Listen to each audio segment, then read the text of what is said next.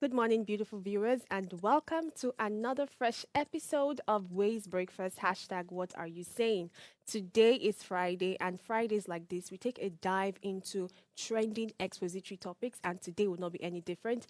My name is Oluchi Omenka, and with me are the ladies. Good morning. Good morning. morning. Good How morning. are we doing today? I think I'm a little better. I God's thought I was beauty. going to be all moody. Okay, I want to ask God's beauty today first. Yeah. How are you doing? I'm I fine. can see that the black is Dashing, shining. you know. I've always been a black girl now. Oh, I it's a mean, black the girl. outfit is Thank you. Thank You you. look beautiful. How about you, Somto? How are you feeling this morning? Feeling good as always, As like always. I say. Yeah, eat for energy. How about you, Shola? I do not understand this clothes that Oh, you're wearing, first of all. I So- know don't you want to understand. become a sportsman. Were I you explain planning on going to the myself. Olympics and then they put you back? I Let don't me know. explain. You know, we Please just explain. finished Olympics. Okay. And next week, Wednesday, we're starting the Paralympics. All And then, right. of course, we're starting a new Premier League season. And I'm representing Liverpool FC, Red Devils. So, You're you get representing it? as a fan, right? No, not necessarily as a fan. I'm more like an what? associate fan. Because I do not see you as a sports person. Associate fan. What do you mean? After Emphasis fan. on the You know, associate. when you said you don't see as a sport person, you made me remember that time. When Magic came. No way. Oh my God. All right. So today we're having a very interesting topic around freelancing and getting gigs. And trust me, if anybody needs this topic the most, I am the one. No, me too, actually. And you too, right? All right. So we'll take a short break now. When we return, we'll look through the major headlines across the Nigerian newspapers. Stay with us. We'll be right back.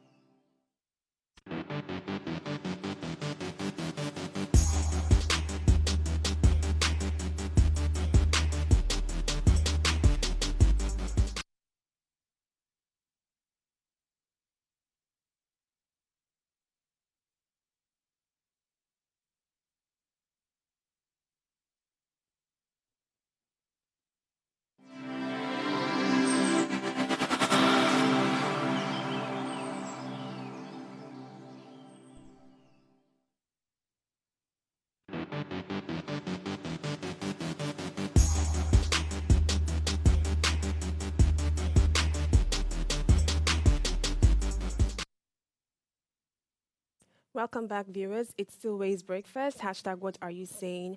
My name is Oluchi, like I mentioned. And please do not forget to follow us on all our social media platforms, on YouTube especially. Subscribe to our YouTube channel, turn on your notifications, and be part of this conversation. This morning, right about now, we want to look through the major headlines across the Nigerian newspaper, and we will be starting with the Punch newspaper. The major headline reads, Chinese firm targets Nigeria assets in 8 countries. Zhongshan eyes assets in UK, US, and others. And presidency vows to protect jets. Above that, harvest season reduces food inflation to 39.5%. Federal government eyes pension funds in $500 million bond issuance.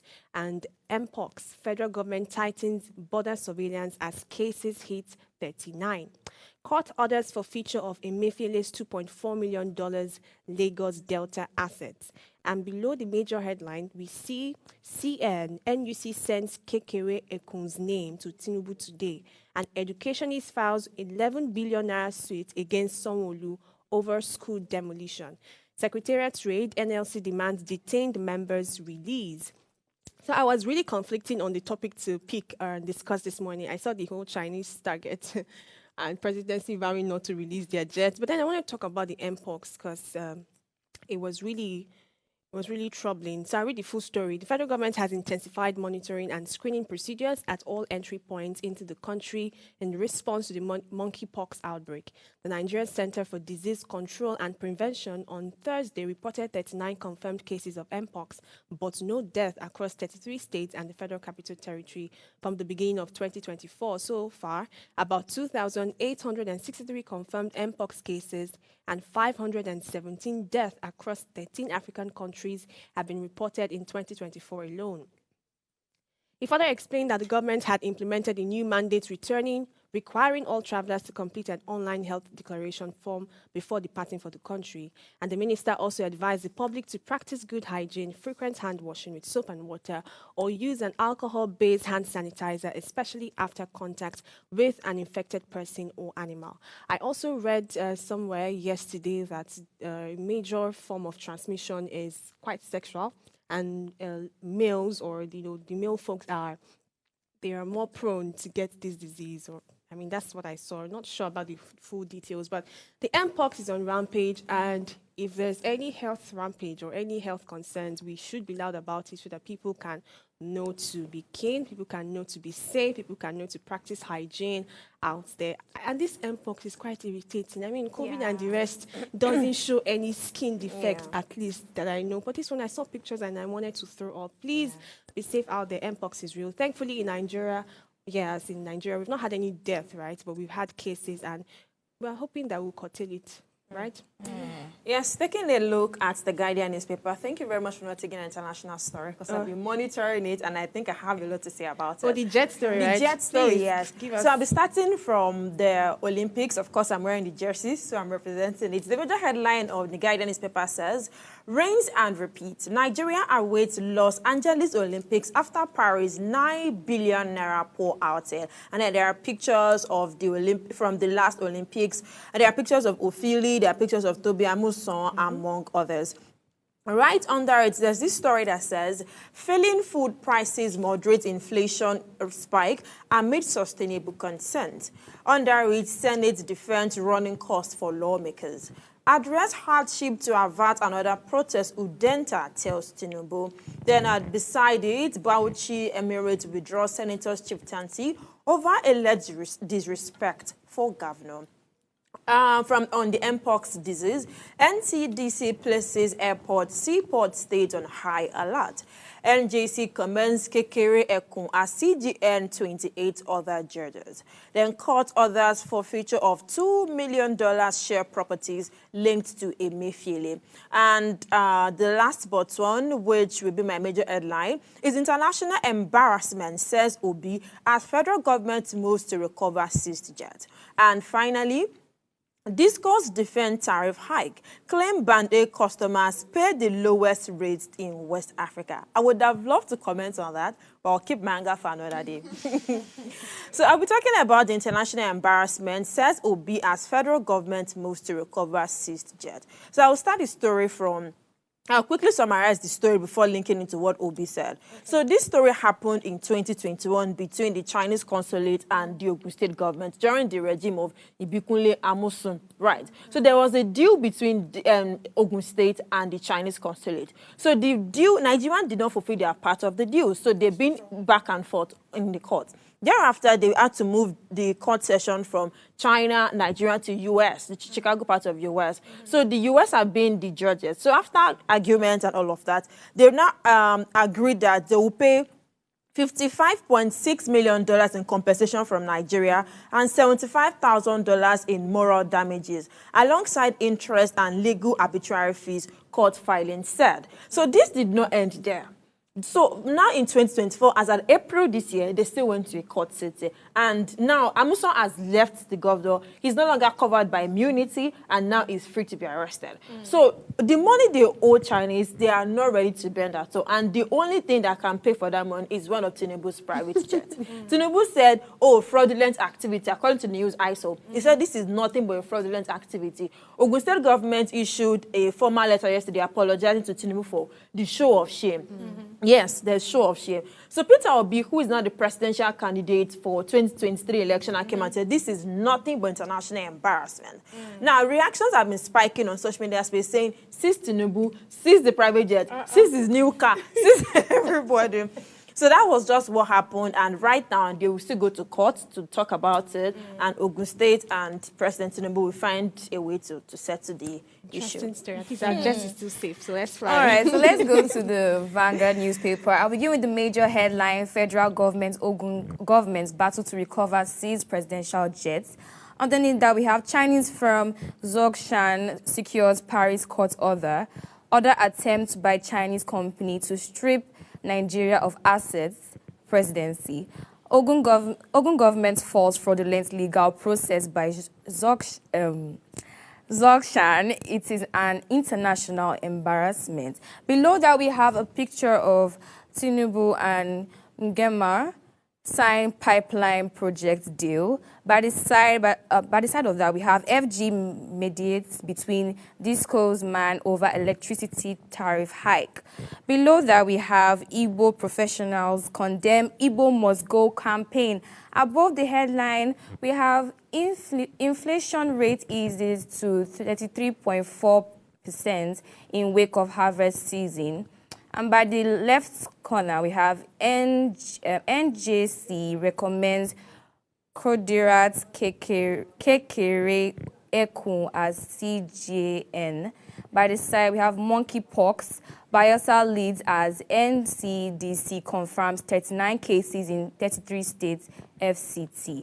And by the right corner, we have mixed reactions as FG plans to boost external reserves with $500 million FGN bond. Now, this particular headline really caught my interest because, I mean, we want to invest in dollars, right? And we all know what FGM bonds are. You know, the whole reason for this is to raise funds to improve our infrastructure and the overall development of Nigeria. And we are aware that dollars are quite stable and they are universally accepted, unlike Nigeria dollars, which are not stable. At this point, we don't even have value. We can't even help ourselves in the economy. So I'm in support. The finance minister and coordinating minister, Wale Edu, is urging Nigerians that are abroad to actually invest in this, that we should not look by and just watch as, you know, that we should actually invest in that. And it's starting next week, Monday. So I believe that we should invest in this. I'm fully in support of this. Like, the only thing that could actually go wrong is if probably the federal government doesn't pay those back after the investment, or if you do not see the outcome of it after raising all these funds. Interesting story. What I would just say to that is, I mean, when it comes to investment here, you have to do your proper checkup. You understand what I'm saying? So even if it's universally accepted and all of these things, I think not everything is actually meant for every individual. Do you get what I'm saying? So probably think through it before, you know, indulging it. All right, so I don't really have much on the New York Times. I'll just read the headline to you.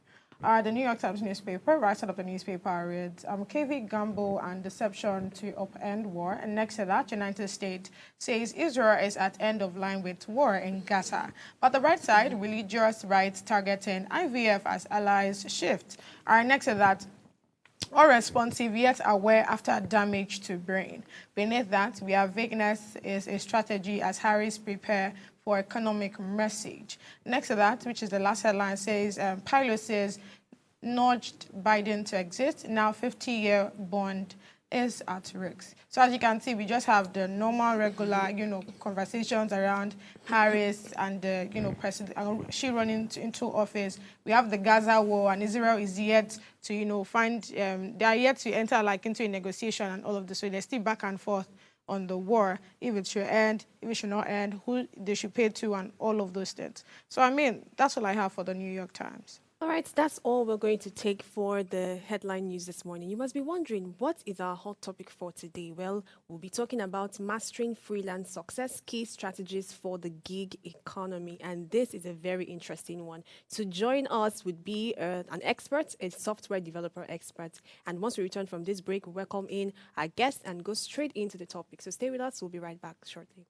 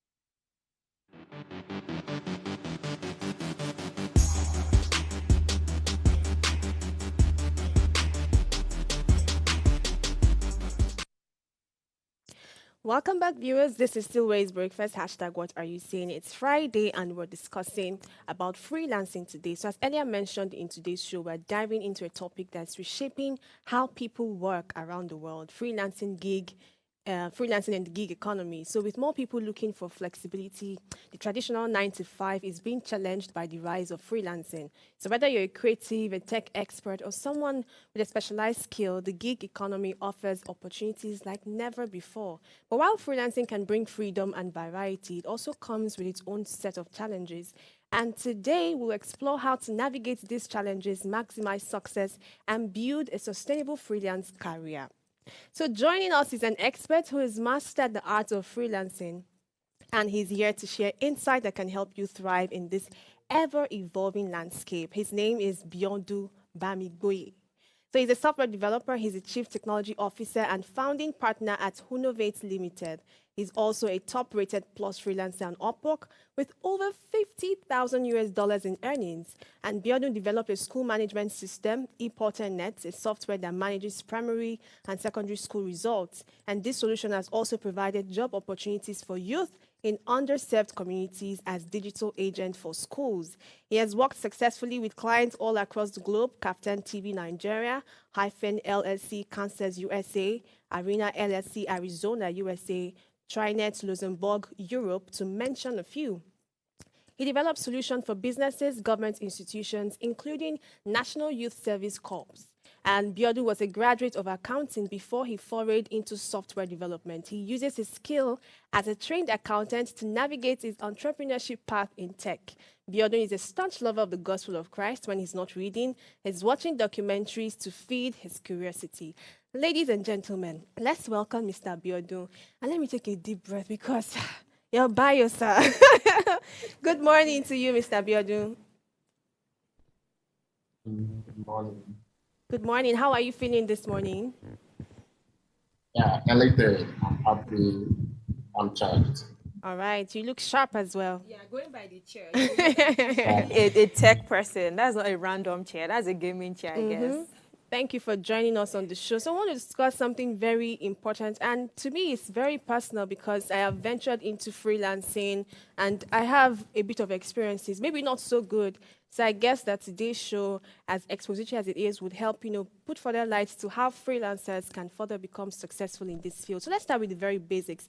Why do you think freelancing has become such a popular choice in recent years? I mean, all of a sudden, we know there are remote works, we know that 9 to 5 is eventually or gradually fading away, but then freelancing has just become very popular in recent years. So what do you think has caused this to happen? One of the moments when freelancing came to the limelight was during COVID, where everyone was forced to work at home. Companies in Nigeria and abroad had to resort to working from home, and everybody realized that it is productive to work from home as much as it is productive to work in a physical office. So companies had to strategize to be able to use both strategy effectively. And for companies that are abroad, which will be the highlight of the gig economy, it is a way of cutting costs. The cost of living in European countries and the United Kingdom is times 5 or times 10 of the cost of living in countries like Nigeria. So for them, what they are paying Nigerians is like 20% of what they would pay someone living in their economy. So a lot of their startups, companies that are struggling to survive, are turning to foreign countries, African countries, India and Pakistan, to get talent that are equally vibrant and can deliver at a lower cost. So it has become more popular because for the country that are the recipients of this freelancing gigs, it's a raise in pay. For example, you can easily get $100 contract as a freelancer, which is nothing from where it's coming from. But when it gets here, it's 2 to 3 months salary for some people. And for some low income earners, it can go up to 6 months salary. And this is just what you get for doing a simple task or a task that I can complete in 2-3 days.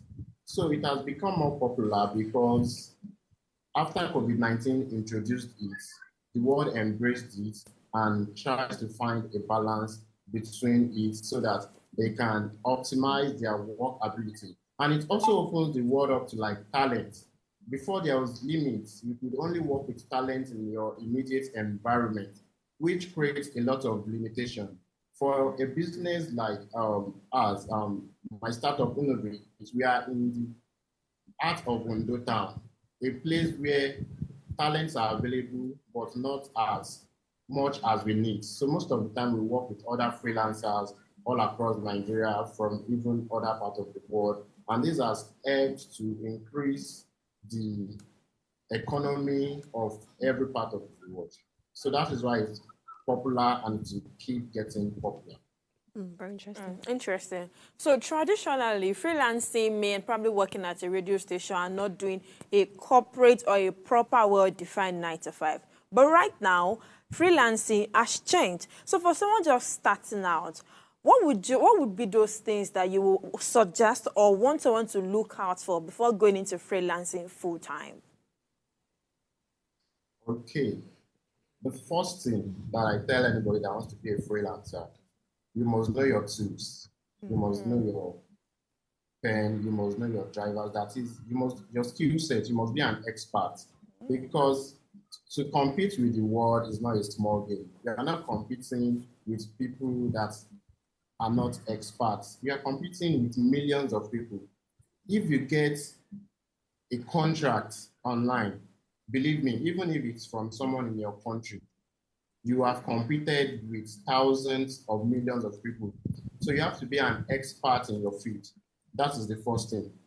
The second thing you have to get right is in every process, we have the inputs, we have the process, we have the outputs. But there is another one that I would add, which was given to me by one of my teachers, which is throughput. So throughput is all the processes, all the issues, all the challenges you face while getting the work done. For example, in Nigeria, we know we have issues with internet. We know we have issues with power supply. Don't try to become a freelancer without first solving these problems. Nobody would listen to the fact that in your country, in fact, you are painting your country, your locality, your business, and your brand identity in a negative way if you are bringing up excuses. So you must have solved these excuses. Using myself as an example, when I wanted to start freelancing and I don't have enough funds, I had a basic plan in mind. I got a laptop with the borrowed money. I got a small inverter system where I can pay on a prorated basis. I think it's like 8,000 per month. So I know at worst case scenario, I will be able to afford 8,000 per month. And I know I'll be able to afford data subscription. So that's all I need to become a developer. That's the second thing. The third thing, far before you start freelancing, you should start telling your stories. You should start putting yourself out there, because your digital footprint is the CV of a freelancer. It is what you put out there, what people know about you, what people know that you do. That is what would consider you, that is what will get you to the table of discussion. And when you get to the table of discussion, it is your expertise and your professional behavior. That is also very important. When you're at work, you don't take excuses, and you be at the table and you get a lot of other referrals, and before you know, you are already done in the industry. All right, thank you, sir, for that. I want to go into the time managing aspect. I mean, there are a lot of opportunities, and these freelancers take up diverse projects. But now, balancing all of this may be very tricky. How are they able to manage their time at the same time still provide consistent quality in their services? That question is quite tricky, but I will try to answer it in a very generalized way. Time management is something that can be personalized, but there are general principles to it. For example, for me, I know I like a lot of focus. So most of the time, I invest myself in long-term business relationship. For example, I'm a top rated plus freelancer on Upwork with 50,000 USD plus in earnings. I got these earnings from just 2 clients. On Upwork, I've worked with 2 clients so far, and these 2 clients have been my base for success. And what do? I ensure I gain your trust. I ensure I deliver optimally. But aside that, I also still work for other clients. But that is my major client. Let's call it the giant client. That is the person I work for majorly. Then, while working with other clients, I try to be honest with my availability. So the truth is, people undermine honesty in freelancing. Letting people know what you have to offer and how you would offer it would really help you a lot, because I've been in cases where people would just be like, to trust your brand identity and want you to deliver these services. And I would be like, I would not be available, but I will get someone else to do it for you and I will supervise it. So you have to be very, very deliberate when it comes to time management. One important thing is you have to monitor your digital detox, how you are addicted to mobile phones, gadgets, all these social media these days are preying our attention. What they are selling is our time. So you have to cut out all the time you spend online doing things that are not related to your day job. The fact is just that freelancing gives you a lot of freedom, but first assume that you are working 8 to 5, but now at your own convenience. So you now allocate those 8 to 5 to all the several gigs you are working on.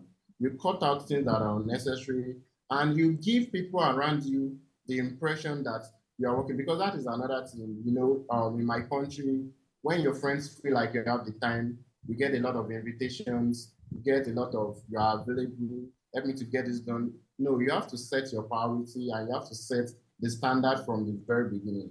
So once you're able to set that, managing your time between several projects will now be dependent on the nature of the project. But personally, I won't recommend anyone taking on full-time projects. Like, there are projects where they will be like, okay, how many hours can you give us per day? And you say, I can give you 4 hours, 5 hours, 8 hours. It will not be recommended for any freelancer to take on 8 hours projects per day. But for people like writers that they can come up with their copy in an hour or two, they can work with multiple clients easily. But for someone in my industry, it takes a lot of rigor. It takes a lot of back and forth. It takes a lot of meeting.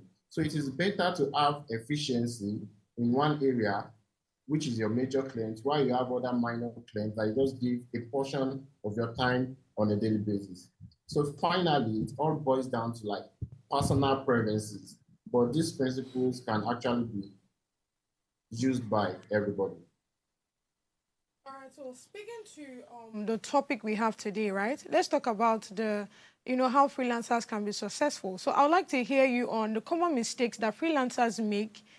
So how do we now curb these mistakes in order for us to be successful? Now, I also hear you when you say that as a freelancer, you try as much as possible to put your business out there. But what happened to personal branding? Because trust me when I say, when it comes to networking now, it's quite hard, right? You have to, first of all, be able to speak to everybody around you before you're able to reach, far clients or clients that before you get other clients that are far from you, right? You have to be able to convince people around you that will connect you to that person. So, I think personal branding is important as well. But let me hear you. What are your thoughts on that? Definitely.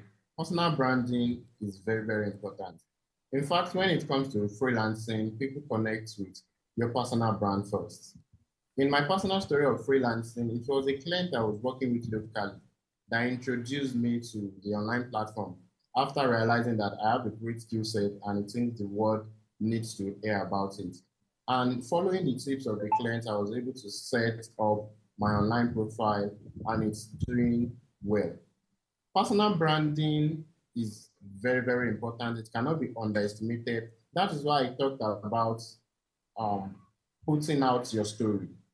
Putting out your story is very important. Talking about what you do. there must be consistency in your social media. Most of the time, the truth is, you can get a job out of nowhere. You just have to believe in yourself. You don't have to believe any job is out of reach.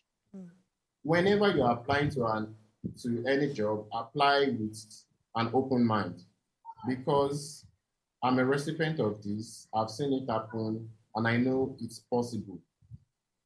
One of the things that happens is a syndrome that you are not enough, that there are thousands of other people out there, a syndrome that somebody is actually ahead of you. Just believe we are all on the same level, and the effort that you put into the application of any job would be what you get to the job at the table. So most of the time, it's not about certification, it's about the skill set, and it's about learning to tell your story, because before you actually land the job, you have to communicate with the clients. You have to work on your communication skills. You have to be able to communicate your intentions clearly. So you have to always ensure, because it's possible for you to have a lot of things you are doing. But if you know you want to be a freelancer, ensure social media like LinkedIn, Facebook, maybe Twitter, like popular social media that is used out there, speaks consistently about your brand, and portfolio that are used in your industry. Make sure you have it and you keep it up to date. Having all these things in place and saying your story and putting yourself out there would be the validation that you would need when everybody is trying to give you a job. And I was trying to talk about professional behavior. Once you get any job, no matter how cheap it is, if the job is worth 1 billion and you agree to do it for 1,000, immediately you sign the contract, give it your best. Nobody actually know the amount you collected. So the fact is, every freelancer would not start with the biggest of money. That is one thing we should realize, because it's like a ladder, and you have to climb it step by step. So it is the first few ones that you get. Then after finishing the work, you tell the story, you paint the picture, you tell the recipient that, okay, I've done a great work for you. Can you give me a review? The person gives you a review, you share it. Then people tend to see your profile and say, okay, I like what this guy is doing. I believe he's doing great. I believe it would be of benefit. Because there's this KLT strategy, the know, like, and trust. So both locally and internationally, you have to be able to create this strategy and make sure it's very strong for you to be able to survive the freelancing economy, the gig economy. Thank you very much, Mr. Biodun. This is very insightful, but we have to take a short break now and we'll come back to continue our conversation with you. And to our viewers, you can be part of this conversation. You can drop your questions on our YouTube page or any of our social media platforms. So stay with us. We'll be right back shortly.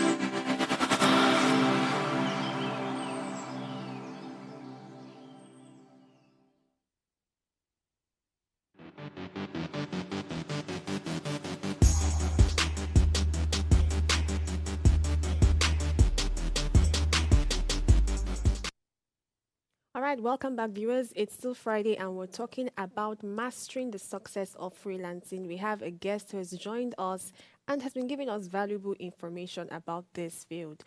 So, sir, I have a question for you. I mentioned that freelance is something that I've ventured into, and it can be quite frustrating, I must say, because you venture into it and you feel that, oh, this is the escape route I've been looking for. This is how I'm going to make my first $1 million, and you expect to just get jobs and get jobs and get jobs. But I think personally that freelancing sometimes can be a bit unstable, especially when you're trying to balance your income, because there are times that you get jobs, there are times that you're not seeing any job. And imagine someone that has dropped their 9 to 5 to focus full time on freelancing, and then there's this instability with the income. So I'd like to ask you as an expert rather, how can one build a stable income and avoid those tough financial lows? The chart of any business is in cycle. We have the peak and we have the low part. So that is why any chart you see, you always see it moving in this pattern, going up and down and down. And it's the same thing in freelancing. There are times where you would be the talk of the town, you are getting a lot of employment, you are getting a lot of offers, and there are times where it will just be you and yourself, and it will be like the whole world is actually against you. The simple strategy I have for this is every freelancer is automatically a business person. You're a businessman, you are managing clients, you are following leads, you are doing marketing, you are converting, you are retaining, you are rinsing and repeating. So you have to go beyond freelancing. You have to build up for the rainy days. For me, it was starting a startup because it was always only me in my room, working from morning to evening. I even barely get to relate with people anymore. And I find it so boring. Okay, what if I build a community where we have other trainers, other talents around us, and we can also have fun at the same time. And that gave birth to Innovate, where we have workspace, training facility, and gaming facility. So now coming to work every day is like enjoying life. It's like living the life of your dream because you actually have everything. And this is something you can build in any area of life. There's what we call replication. The truth is, anything that starts and ends with you is not really a business, it's a business.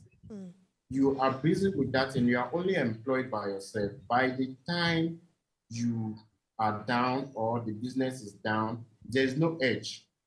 There is no strategy. There's what we call the blue ocean strategy. Like when the sharks are fighting and there's blood in a place, then you have a market share in another sector of the market entirely where you can use to edge this current. So what am I trying to say? Try to replicate yourself. That's the easiest thing you can do. You can try to replicate yourself, train people, build communities, and put a commission system in place. Because that's one of the things we are doing. We have an agency on Upwork now where we outsource people. And I know that even if it is $2 per day, I'm getting. And imagine $2 in Nigeria is like 4,000 or 3,000 plus today. So if I'm not working and I can still get 3,000 per day, I know that, okay, I can still get something to eat for that day if I did not work for that day at all. So try to replicate yourself and put something like a commission system in place. And you can as well look for other investment strategies because one of the things that is prominent in Africa is the black tax. Because we come from a community that is prominent with, that is like plagued with high unemployment. So people that are employed, you try to help others, lift others. As much as it is very good, you have to know that your first income are your seed, which are meant to be replanted. So, and it is the fruits from that seed that you give out. For example, if you plant a mango tree, a single one, it can become 1,000 and you can easily give out 100 and you still have 900 to either sell, reinvest, and expand the market. So you don't take all your first income and consume it. You don't use it to set up apartment. You don't use it to do all the basic things of life that are liability. I happen to be an accountant, which has really helped me in my journey because I understand cost to benefit analysis. So you prioritize your spending towards things that can recycle money. Anything that is not like bringing money at the instant. For example, we know it's always convenient to have things like vehicle. But if it is not in the process of your business, it should not be the first in your priority, because this will definitely be taking away fueling costs, maintenance costs. But if it is for something like Uber, so that is a great opportunity for you. You know that if you are not working, something is coming to kind of what flex when you need to flex with it. So you need to master the business aspect of freelancing. It's beyond only you. You have to make it a system. That's the underlying strategy. You have to create a system around yourself. And once you do that, you've cracked the whole theory. You've cracked the whole system. So you'll become balanced. When there's no work, you will not even feel it. Thank you very much, Mr. Biodun. Right now, it feels like we are at a seminar, or more like we're taking life coaching from me, and I really do appreciate that. So I'd like to ask a question. Then I also like to read out comments from our YouTube page. So I'll start by reading out the comments from our YouTube page. The first one says, how do I get free jobs? Which is almost the same thing I want to ask. So my question will be, yes, I'm speaking from the angle of a teenager or from the angle of a university student that will be graduating anytime soon. How do they even start the journey of freelancing? What is the first step, aside buying a system or buying data or something? Where do they start from? Together with the question on the YouTube page that says, how do I get free jobs? So another person, that was coming from Bisola Naomi. Another person, Real Estate with Ephraim, says, hardly would anyone get a good paying freelancing gig without one or two connections. I know someone that freelances and he pays them 20 to 30% of what they earn. How do we navigate this platform? This is like 2 or 3 questions. I don't know how you can quickly answer that for us. Okay, let me start with the first one. I mentioned it at the very beginning.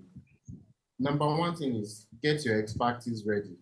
Be an expert in what you do. I would use my story again. I started software development in the year 2015, and I did not get my freelance success until the year 2021, 2022. 7 years in between was massively learning, but because I started while I was in school, I had the opportunity to learn as much as I can without having the mindset of I want to go and make ₦1 million today, without the mindset of I must blow today, without the mindset of the money must come right now. Okay, now let's talk about someone that is in 200 to 300. Now you still have a year or two to get out of school, to graduate. If you are a core member, you still have an additional year. These are years where you can use to strategize. In fact, my most strategic moment was my service year. Currently, where our business is established on Town, it was service that brought me to this place in 2018. And even me, myself, I did not know what I have to offer the town. Right now, we have one of the best tech hubs in town, and this is something that happened within 4 years. But before the 4 years, there has been 8 years of intensive work. So you have to be ready to give in the work. This is my theory. If you are in your 20s and your 30s, you don't plan to die 40, 50. You plan to live beyond 80, 90, 100. So that means you have 50, 60 years to work. This is a hard truth to swallow, but I will tell us the truth. If you can use 5 years to plan for the remaining 50 years, it's not too much. Because if you look at the fact that, oh, I'm too old, I can't start, I need to get a job right now that will pay me so well, and you will discover that in the next 1 year, you're in the same job, your pay is not increasing, you are stuck because you don't have values to offer the society, and you keep complaining over and over, and 10 years will go, 15 years will go, 20 years will go. What am I trying to say? Most of the time, you have to cut your pay at first. Look for a job that will give you freedom and time. Any job that gives you freedom and time, don't take it for granted. It is the extra time that you channel into building yourself for the bigger version of yourself. So there's what we call like the modest version and there's the giant version. So the modest version will just be going through the process. Everybody will be looking at you in the process. At times, you will seem stupid, you will skip a lot of parties, you will always be by yourself. Nobody will even understand what is going on because they are just there not making money. Everybody is doing fine. Everybody is spending. You are saving up to get resources to go to seminars. That is the process. You just have to plan yourself. If it will take you 5 years, look for the industry where you are looking to become an expert, connect with people. Another thing about industries is everybody is actually human being. If you have the opportunity to speak with the president of Nigeria, there are people you jest and talk with. Everybody is like almost 80% is always willing to help and help other people grow. Just find ways to connect. Find ways to connect with people, and people give you insights. And over time, once you know you get your expertise to a stage where you can deliver, not to a stage where you can do everything.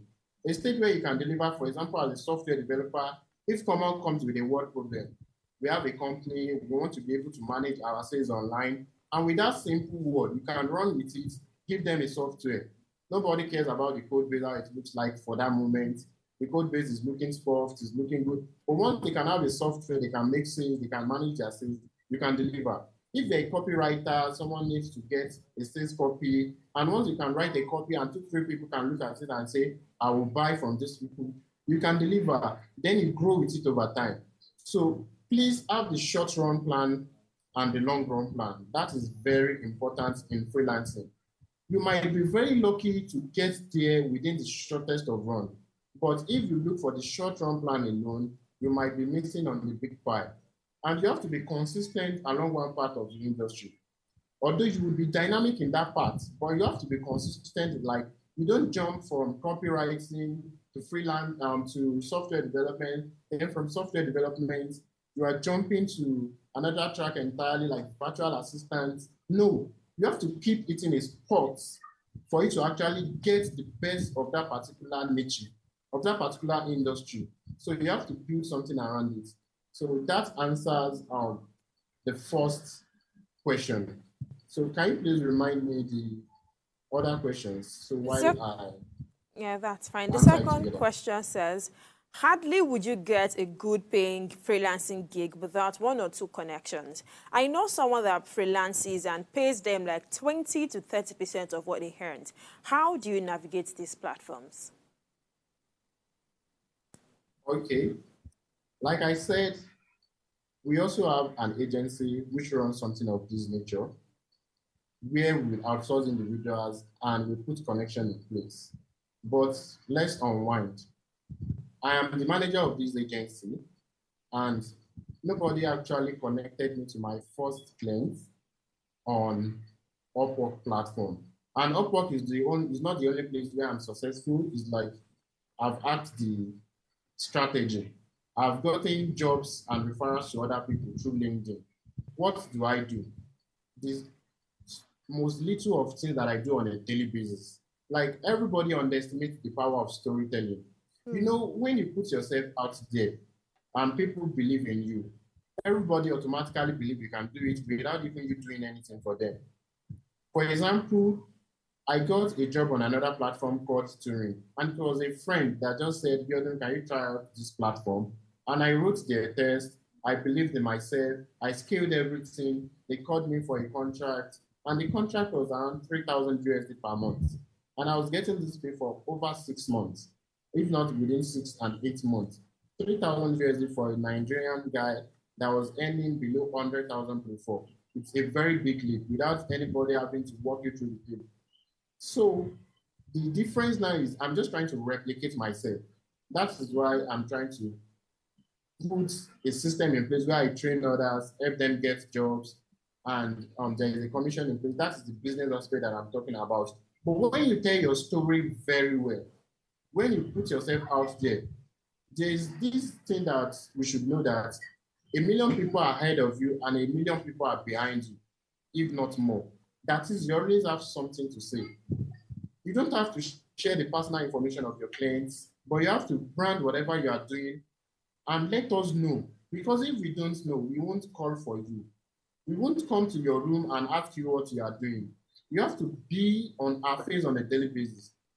We should ask ourselves why people like Tony Egumedu, Otedola, Dangote, why they still come up, have social media platforms, attend seminars, talk to people. These people are already billionaires. They know that to remain relevant, they need all these strategies. They need to be in the face of the people. They are the face of their brand. So you are the first face of your own brand.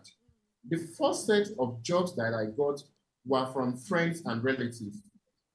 Another good example is anybody that graduated with me in school, anybody that is attending the same church with me, and anybody that has access to my WhatsApp status.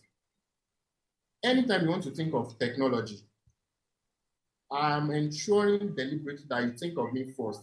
How? Anything I'm doing, I relate it to technology. Even if I want to say I'm doing birthday today, I could tell you a whole year of software development and innovative creations, giving glory to God for another opportunity to develop for another year. I'm talking about my birthday, but I'm telling you about software development. You are like, this guy is living year in, year out developing software. So I don't even have to write a line of code for you to believe in me, for you to recommend me. So I don't rule out recommendation, but I rule out that you actually need to be introduced by someone. You can actually get a piece of the cake out there without being introduced if you learn the art of storytelling properly. Recently, we had a masterclass related to that, and people that were in the masterclass, we had testimonies already, people that were already getting jobs, because it's something that is practical, that once you apply it, once you learn to put yourself out there, you'll definitely be able to get jobs. It might not be as high paying at first, but once you keep rinsing and repeating, you keep taking the success story and you keep putting it out there again, people get to know you more and offer you more of what you do. So it's either you brand yourself or people brand you on your own behalf, and you'd rather pick the first one, branding yourself. All right, thank you, sir, for that. You know, in the first question that you answered, you talked about experts, be an expert. So I wanted you to talk more on that, like how important is it to update your skills, and maybe in what ways do you recommend that? And then I have another question concerning, okay, let's say these freelancers are experts here. How they somehow struggle to set rates for their services. Like, how are they able to effectively, you know, come up with the right pricing strategy so that they will not be overpricing or be undercharging for their services? So the first question, being an expert cannot be underrated, because once you get the job, if you are not an expert, you will lose the job. Nobody wants you to rehearse. The stage is for manifestation. It's not for rehearsals. It's not for you to try. Nobody wants you to do try and error with their job.